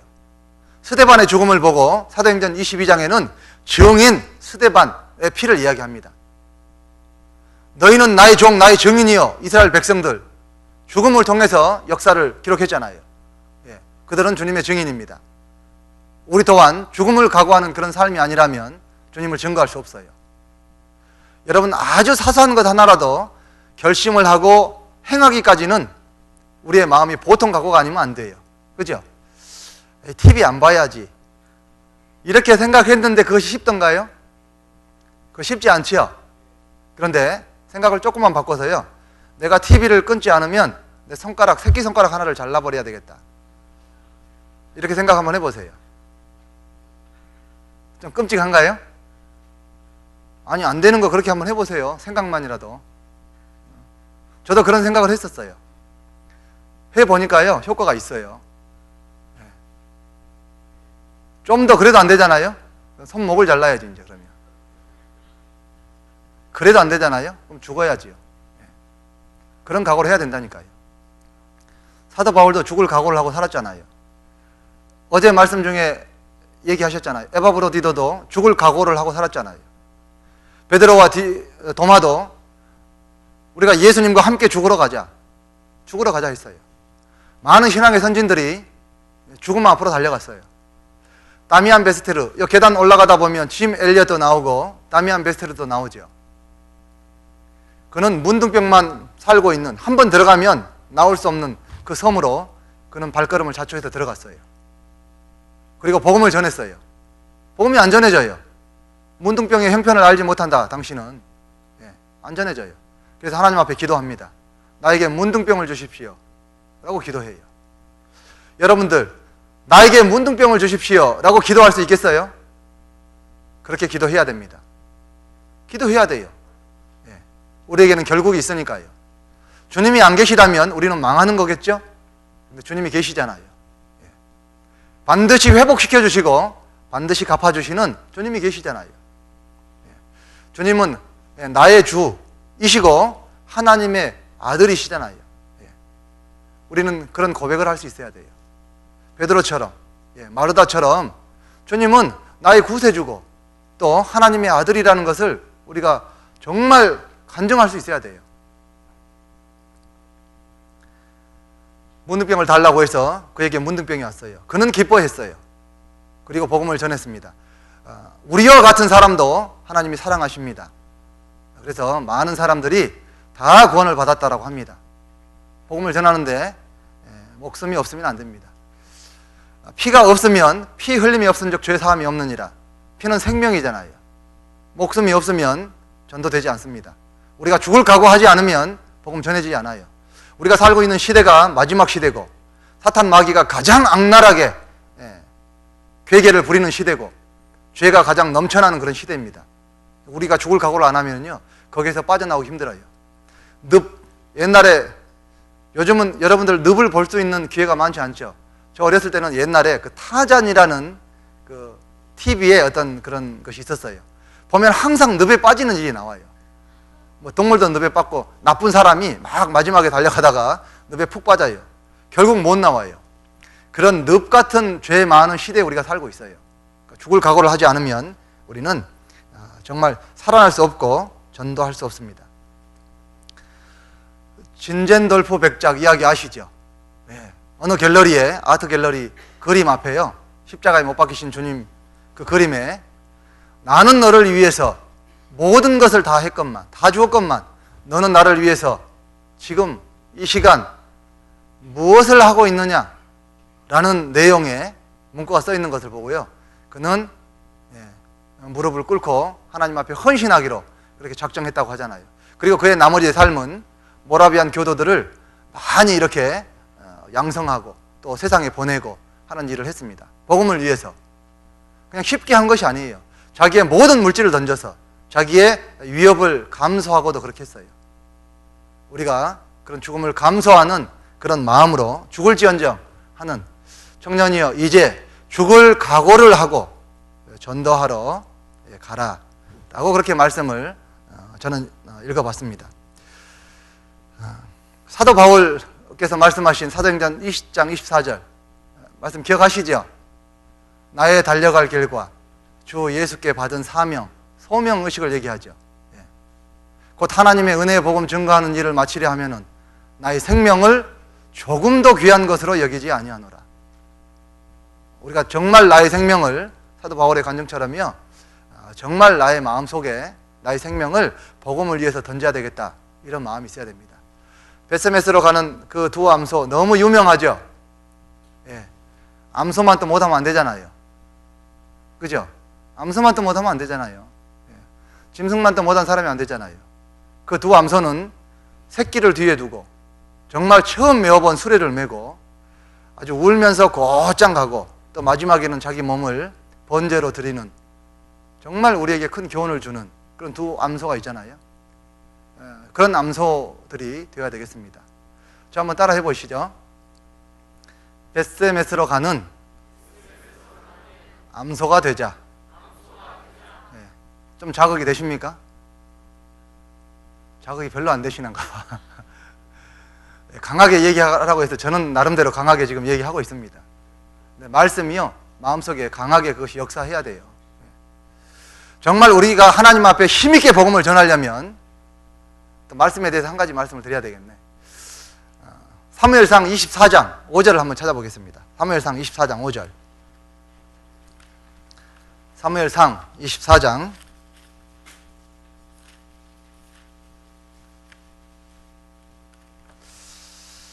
사무엘상 24장 5절 같이 읽겠습니다. 그리한 후에 사울의 옷자락 뱀을 인하여 다윗의 마음이 찔려. 다윗이 쫓아다니는 사울 왕의 옷자락을 베었습니다. 그런데 마음이 찔려 했대요. 여러분, 이런 다윗의 마음이 사실 우리 마음속에 있어야 돼요.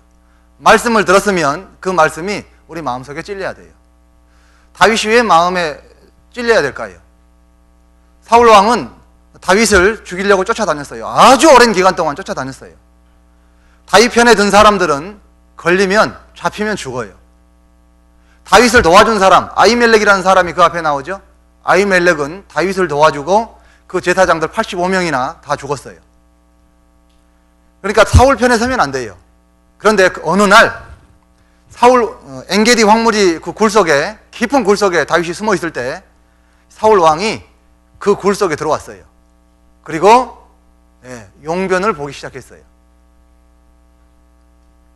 그런 말이 없어요? 있어요.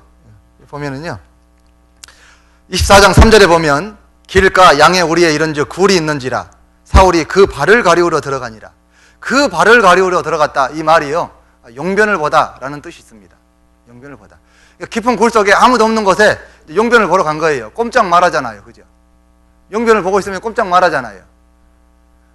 얼마든지 죽일 수 있어요. 다윗의 사람들은 죽이기를 원했습니다. 그런데 다윗은 하나님의 말씀을 마음속에 깊이 새겼던 거예요. 하나님의 기름 부음 받은 사람을 건드리면 안 된다. 그 말씀 때문에 옷자락만 살짝이 베었어요. 옛날 시대 사람들은 옷자락에 네 곳에, 네 귀퉁이에 술을 달고 다녔습니다. 권위를 상징하고. 그런데 그것을 잘랐다 얘기는 그것이 무시되는 거예요. 그게 손상이 되는 거잖아요. 왕의 기름 부음을 받게 한 그 사람을, 권위를 손상시켰다, 그것이 마음에 찔린 거예요. 여러분들 같았으면 어떻게 했을 거예요? 때려 패 죽여버렸어야죠. 이렇게 생각하지 않겠어요? 옆에 사람들도 막 당장 죽이라고 그럴 텐데, 목숨을 담보로 하고 나를 따라다니는 사람들인데 그를 놔주면 이 사람들이 어떻게 되겠어요? 나중에 잡히면 죽을 수 있잖아요. 통솔력에도 문제가 생겨요. 그런 상황 하에서도 그는 옷을만 잘랐어요. 그리고 그것이 마음에 찔렸어요. 구원받고 신앙생활하는 우리들은요, 말씀이 정말 마음에 찔려야 돼요. 말씀이 몇 시까지죠? 9시까지요? 할 말씀이 많은 있는데 큰일 났네 이거. 하여간 다윗처럼 우리 마음이 늘 마음속에 좀 민감했으면 좋겠습니다. 예. 정말 죽음을 각오한 그들의 말씀도 내가 죽음을 각오해야 된다는 거. 예. 복음을 전하라는 주님의 명령은 정말 나에게 명령이 돼야 돼요. 예. 주의 말씀은 내 발의 등이요 내 길의 빛이니이다. 주의 말씀은 법이요 곧 명령이다 라고 말씀하셨잖아요. 그래서 주님의 명령인 말씀에 민감해야 되겠습니다. 죄에 대해서 민감해야 되고, 아주 사소한 것은 죄라고도 생각 안 해요. 잘. 어느 날 제가 원망하지 말자라는 말씀으로 교회 안에서 교제했어요. 그것도 임원 모임이었어요. 그런데 그날 물이 안 나와가지고 라면을 끓였어요. 뭐 교제 광고하고 이러다 보니까 라면이 좀 불었어요. 또 먹어보니까 좀 싱거웠어요. 싱겁고 부른 라면 생각 한번 해보세요. 라면이 우동이에요. 우동이. 딱 한 젓가락을 입에 넣자마자 막 이렇게 불평불만들을 많이 하시더라고요. 저는 개인적으로 마음속에 많이 충격이 되었어요. 말씀이 하나도 안 들어갔구나. 5분 전에 원망하지 말자는 이야기가 끝났어요. 우리가 그렇지 않나요? 우리가 정말 말씀에 마음이 민감한 사람, 그런 사람들이야말로 하나님을 위해서 죽을 수 있는 마음을 가질 수 있어요. 말씀을 많이 읽기를 원했잖아요. 그죠? 정말 마음속에 말씀을 항상 가지고 다니자고 그랬잖아요. 마귀하고 싸우는데 마귀가 두루도는 사자 같다 라고 했잖아요. 그러면 항상 그 무기를 가지고 있어야 된다고 했죠. 그것이 말씀이라고 그랬어요. 그것은 곧 묵상을 얘기하고 암송을 얘기합니다.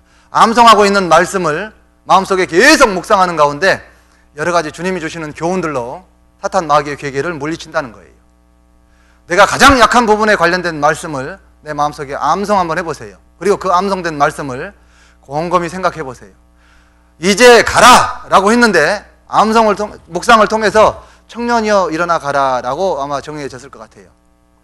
주의 청년이여 이제 기도에서 전도에서 말씀에서 가라 일어나라. 뭐 일어나 있는 사람이 있을 거 아니에요.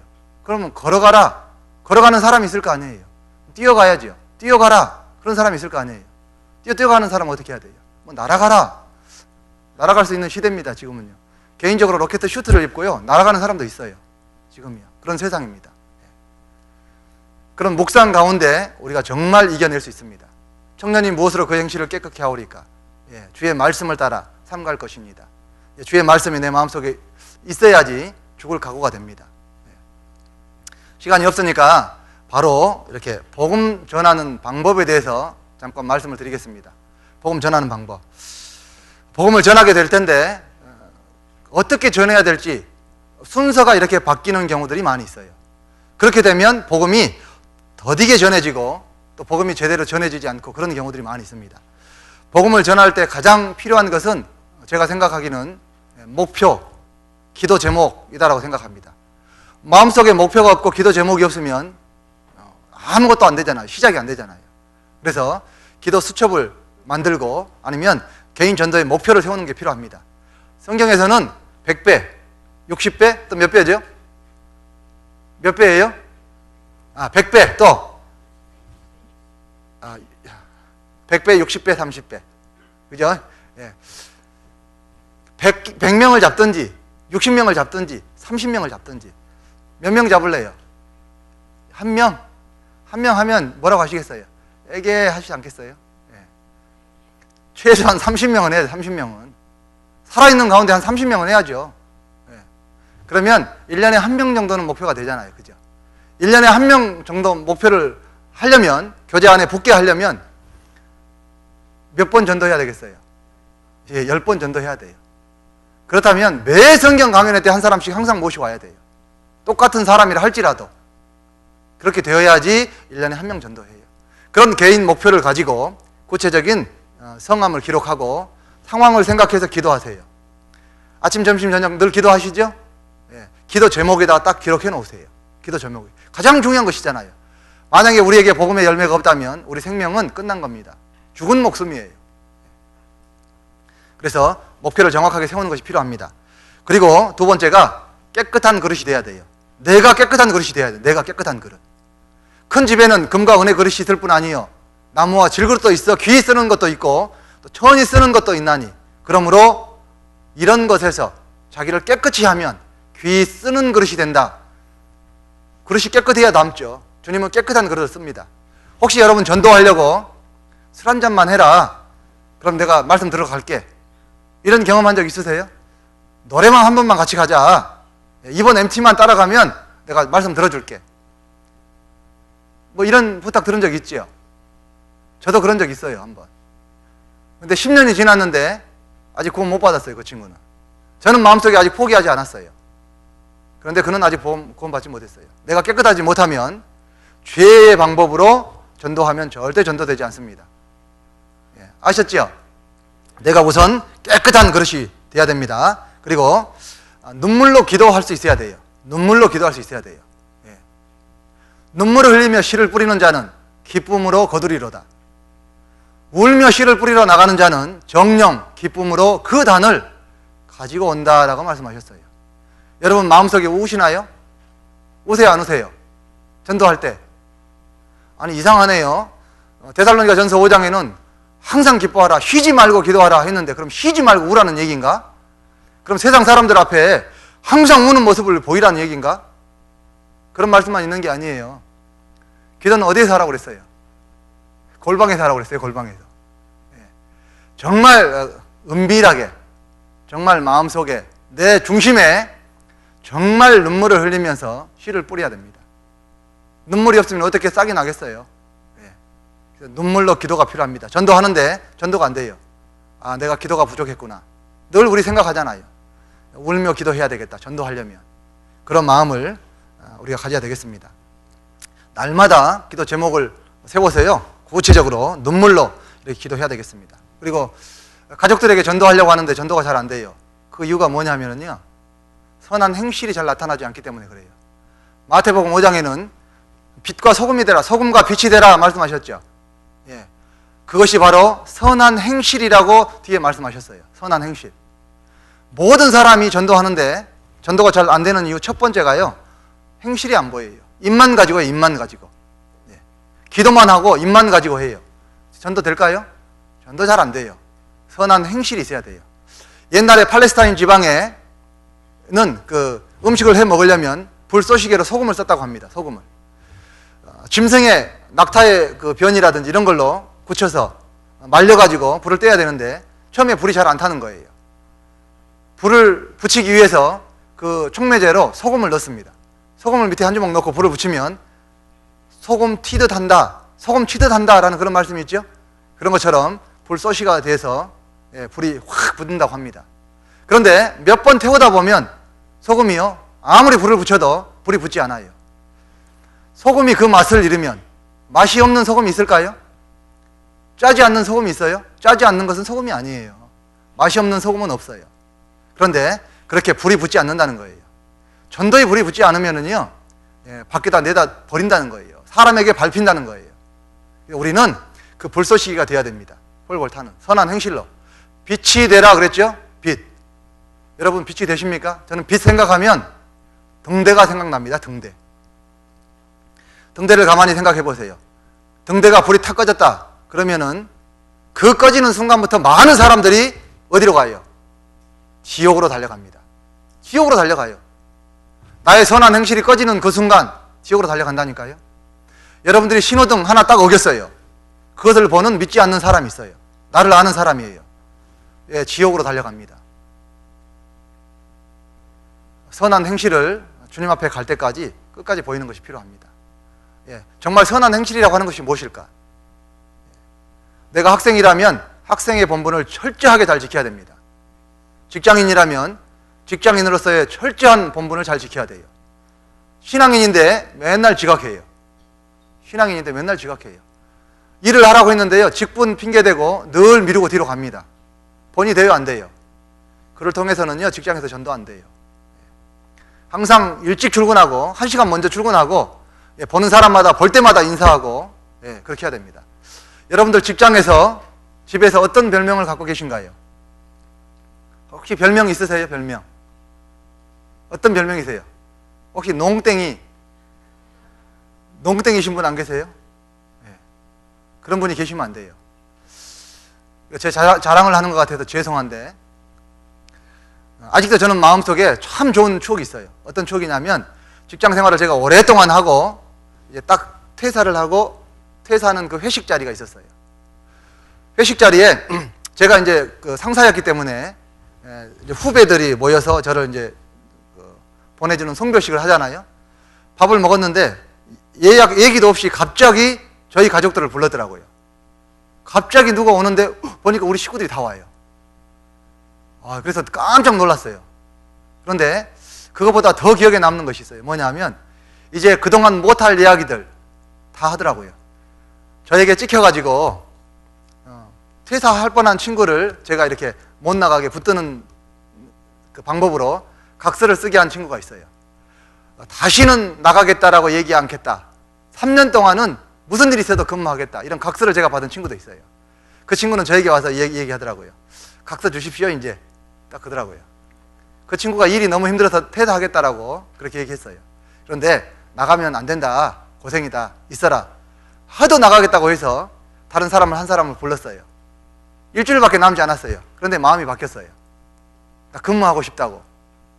다른 사람까지 받았는데 그래도 어떡합니까?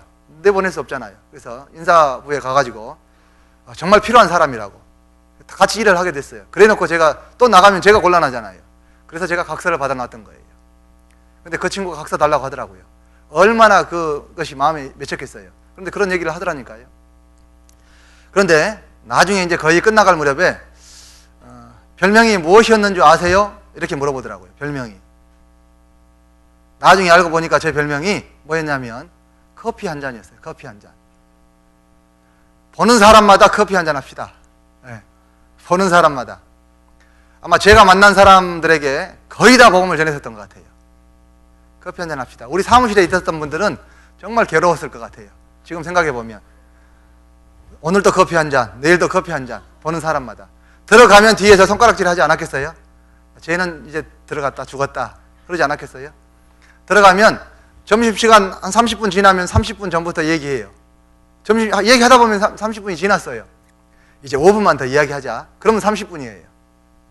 그렇게 해서 늘 지냈었던 것 같아요.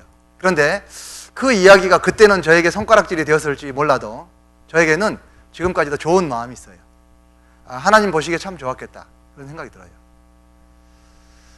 정말 주님 앞에 우리가 우리가 좋은 별명들을 좀 많이 가졌으면 좋겠다 싶은 생각이 듭니다. 정말 선행으로 정말 내가 좀 더 수고하고 헌신하는 모습 가운데 선행으로 복음을 전하는 것이 가장 효과적인 방법입니다. 그리고 끝까지 포기하지 않아야 된다. 복음 전하다 보면 나에게 너무 어렵게 만드시는 분이 있어요. 그런데 끝까지 포기해서는 안 돼요. 무언가 부족했기 때문에 무언가 주님이 요구할 것이 있기 때문에 그를 나에게 아직 붙들고 계시는 거예요. 포기하는 순간 어떻게 돼요? 포기하면 안 됩니다. 포기는 김장 담글 때 쓰는 것이 포기고 우리 사전에는 포기는 있어서는 돼요 안 돼요? 절대 안 됩니다. 힘들다고요? 절대 힘들어서는 안 돼요. 힘들다는 얘기해서 안 됩니다. 에레미야 12장 한번 보겠습니다. 에레미야 12장 5절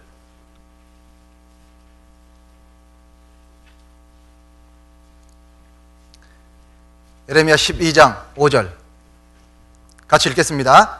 내가 보행자와 함께 달려도 피곤하면 어찌 능히 말과 경주하겠느냐. 내가 평안한 땅에서는 무사하려니와 요단의 창이란 중에서는 어찌하겠느냐.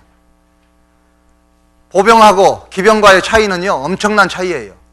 기병에 마차 한 대만 있으면은 보병 수백 명은 아마 대항할 겁니다. 여러분 소총소하고 탱크 한 대하고 어때요? 게임이 안 되잖아요. 그죠? 그런데 이렇게 말씀하셨어요. 내가 보행자와 함께 달려도 피곤하면 보병하고 싸우고 있는데 피곤하대요. 그러면 나중에 닥쳐올 전쟁은 능히 말과 경주하겠느냐. 탱크하고 전쟁을 해야 될 텐데 어떻게 니네들이 그 전쟁할 수 있냐. 정말 이 평안한 땅에서는 무사하려니와 여단의 창이란 중에서 어찌하겠느냐. 우리가 지금 복음 전하고 있는 이 조건은요, 평평한 땅이에요. 정말 보병과 전쟁하고 있지 않습니까? 얼마나 좋아요. 전도할 수 있는 환경, 이런 모든 것들이 다 준비되어 있어요. 그런데도 불구하고 어렵다고 한다면 정말 어려운 상황에서는 전하기 어려울 겁니다. 우리가 복음 전하려고 하는 이 시간은요, 이 환경은 너무너무 좋아요. 우리의 믿음에 맞는 그런 환경을 주셨다라는 생각이 들어요. 우리의 마음속에 결심하는 것이 필요할 것 같습니다. 조나단 에드워드의 그 결심문을 한번 읽어보세요. 읽어보시면 정말 교훈이 되는 것들이 많이 있습니다. 나는 무슨 일이 있어도, 나는 죽어도 하나님의 영광을 가리우는 일은 절대로 하지 않겠다. 보면은요, 절대로, 죽어도 이런 표현들이 많이 나와 있어요. 하나님께 영광 돌리는 일이라면 무슨 일이라도 반드시 내가 하고 말겠다. 죽어도 하겠다. 이런 마음이 필요합니다. 나에게 주어진 시간을 1시간, 1분, 1초라도 헛되이 보내지 않겠다. 이런 마음의 각오가 필요한 거예요. 그런 결심의 시간이 되었으면 좋겠습니다. 그리고 우리는 정말 복음을 전할 때 겸손해야 돼요. 우리가 평생을 살아가다가요, 교만한 모습 때문에 한 사람을 떨어뜨리면 안 되잖아요. 그 마태복음 13장에 보면, 마가복음 4장, 누가복음 8장에 보면 복음서에, 세 복음서에 나와 있는데 씨 뿌리는 비유 아시죠? 정말 겸손한 자가 되어야지 100배, 60배, 30배 열매를 맺는다라고 말씀하고 계세요. 이스라엘에는 가나안 땅을 정복을 하고 나서도 평지는 차지하지 못했어요. 그래서 올라가라 자꾸 그런 얘기가 많이 나와 있어요. 고지를 정복했어요. 그런데 고지의 밭을 읽다 보면 맨 위에는 무슨 밭이겠어요? 맨 위에는 돌밭, 길가에 떨어진 씨앗, 돌밭, 가시밭, 옥토가 있잖아요. 그죠? 맨 위에 있는 밭은 무슨 밭일까요? 돌밭이지 않겠어요? 비가 내려오면 자꾸 가는 흙은 밑으로 쓸려 내려가잖아요. 돌밭이에요. 그리고 가시밭, 길밭, 길가. 맨 밑에는 무슨 밭이겠어요? 옥토지 않겠어요? 옥토. 그죠? 돌밭에는 나무가 나요, 안 나요? 열매가 맺힐 수 없어요. 옥토가 돼야 돼요. 가장 낮은 자세로 전해야 됩니다. 우리가 얻은 구원은요, 자랑하라고 있는 것이 아니에요. 정말 내가 받은 좋은 것을 정말 기쁨 가운데 이렇게 알려줘야 되겠다. 말씀 앞으로 인도해야 되겠다. 그런 마음으로 전도해야 됩니다. 생활 가운데 겸손한 모습이 나타나야 돼요. 정말 겸손한 모습이. 세상 사람들에게, 그리고 순종하는 모습. 물질적으로 또 투자해야 됩니다. 전도서 11장에는 물질을 물 위에 던지라 그랬잖아요. 그냥 그 세상 이야기로 보면 그냥 거저 먹으려고 한다. 그런 이야기가 있잖아요. 그죠? 그냥 날로 먹으려고 한다. 물질을 던져야 돼요. 물질을 계속 던지잖아요. 그럼 나중에 그 쌓인 물질이 나에게 다시 돌아온다. 후에 다시 찾으리라 라고 말씀하셨어요. 반드시 그걸 다시 찾게 돼요. 그것이요, 물질로 되돌림을 받지 못한다 할지라도 영원히 건짐을 받게 돼요. 그래서 본인이 가지고 있는, 우리 청년 시절이니까 물질이 많지는 않습니다. 그렇지만 나눌 수 있는 것은 얼마든지 많이 있어요. 하루에 커피 한 잔은 나눌 수 있잖아요. 그 물질은 던질 수 있잖아요. 이런 각오라도 한번 해보세요. 나는 복음을 위해서 하루에 한 잔의 커피를 복음과 함께 줘야 되겠다. 물질을 던져야 되겠다. 이런 각오라도 한번 해보세요. 그리고 나중에 시간이 지나서 별명이 커피 한 잔이라도 되었으면 좋겠습니다. 그리고 복음에 협력하고 계속해서 말씀을 듣도록 해야 됩니다. 제일 중요한 것이 마지막 말씀인 것 같아요. 요즘 시대에 계속해서 말씀을 듣도록. 구원받았다고 해도 그가 말씀을 계속해서 듣지 않으면 구원에서 떨어지는 경우가 참 많습니다. 요즘에는 이 머리로 이해하는 경우가 참 많은 것 같아요. 그래서 계속적으로 말씀을 듣도록 그렇게 하는 것이 우리에게 가장 필요한 어떤 마지막의 전도 방법이다라는 것을 우리는 생각했으면 좋겠습니다. 마지막 말씀 한 구절만 찾고 마치도록 하겠습니다. 다니엘서 12장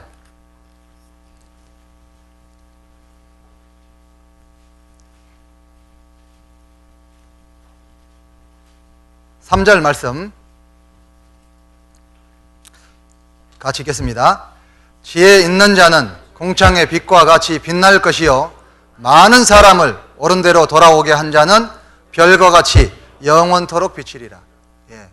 지혜로운 자, 많은 사람을 옳은 대로 돌아오게 하는 자, 영원토록 별과 같이 비치는 우리 경북권 청년 형제 자매님들이 되기를 간절히 원합니다. 또 그렇게 될 것이라고 또 믿습니다. 왜요? 말씀이 있으니까요. 자, 한번 따라 읽어보시죠. 주의 청년이여, 이제 전도하러 죽을 각오를 하고 가라. 죄를 보내세요. 그러면 안 되잖아요. 예. 나를 보내소서 이렇게 해야 되잖아요. 그죠? 내가 가겠습니다. 그렇게 해야 되잖아요. 모세가 되어서는 안 되잖아요. 예. 교훈 받으셨습니까? 예. 전도하는 우리 경북권 청년 형제 자매님들 되기를 간절히 바랍니다. 같이 기도하고 마치도록 하겠습니다. 사랑이 많으신 고마우신 아버지 하나님, 참으로 감사합니다. 이렇게 귀한 은혜 가운데 함께 할 수 있도록 인도하신 것을 참으로 감사합니다. 머리 숙여 기도하고 있는 주의 청년들, 주님께서 특별히 보호하시고 또 하나님 앞에 갈 때까지 많은 열매로 풍성한 삶을 살 수 있기를 간절히 원하옵니다. 필요한 모든 것들 주님께서 말씀 속에서 깨닫게 지혜 허락하시고 또 실제 행하는 자에게 복이 있다는 주님의 말씀처럼 그 말씀을 붙들고 날마다의 결심을 통해서 하나하나 행해 나가는, 전도하는 우리 귀한 청년 형제 자매님들이 되기를 간절히 원하옵니다. 그리고 모두가 주님 앞에 섰을 때 함께하고 잘하였다 충성된 종아 라는 말씀을 우리의 말씀이 되게 해 주시옵소서. 남은 일정도 안전하게 또 건강하게 유쾌하게 보낼 수 있도록 도와주시옵소서. 주님께서 함께 해 주실 것을 간절히 바라며 언제나 우리를 사랑하시는 고마우신 예수님의 이름으로 감사하며 기도드립니다. 아멘. 수고하셨습니다.